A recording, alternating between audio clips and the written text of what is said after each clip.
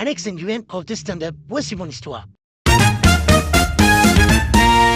Raconter comment se lancer très simplement dans le stand-up en quelques jours, quelques semaines, quelques mois éventuellement. Je sais parce que la plupart de mes élèves ont fait leur spectacle de fin de trimestre, ils ont joué pour une partie pour la première fois et ça s'est plutôt bien passé. Si vous êtes amoureux dans ce vlog, regardez toute la vidéo, il y a des conseils, mais il faut regarder toute la vidéo par contre. Ça c'est important, sinon les conseils disparaissent.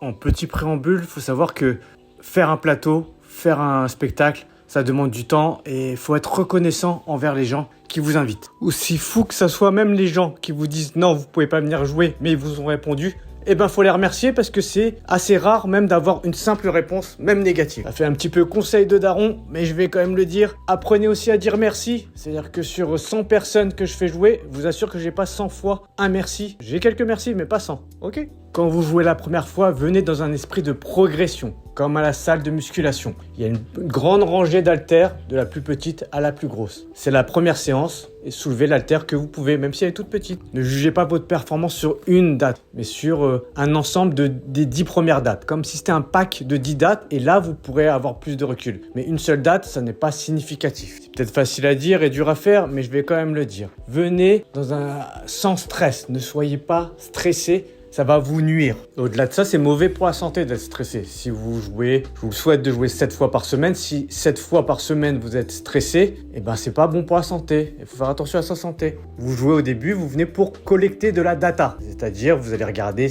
quand je dis ça, quand je fais ça, ça marche ou ça marche pas. Forcément, il y a des choses qui vont marcher et la colonne, ou des choses ne vont pas marcher. Et là, vous allez les corriger pour la prochaine fois. Faites 3, 4 minutes 30. C'est largement suffisant pour le début et après, avec le stress, vous allez avoir du mal à retenir autant de texte. Au niveau des blagues, il faut en faire énormément en 3 minutes ou 4 minutes 30 secondes. Faites le maximum et surtout beaucoup au début. Il faut vraiment que ça aille très très très vite pour avoir les premiers rires qui vont vous libérer et vont vous décontracter et là, vous allez vous améliorer. Travaillez au maximum votre phrase d'intro, ce que vous allez dire en premier, les 2-3 premières phrases pour avoir un rire qui va vous permettre de vous lancer dans votre passage. Imaginons, vous avez joué, vous avez eu qu'un seul petit rire en 5 minutes. C'est pas beaucoup, vous avez déjà fait ce que la plupart des gens ne font pas. Bravo à vous déjà.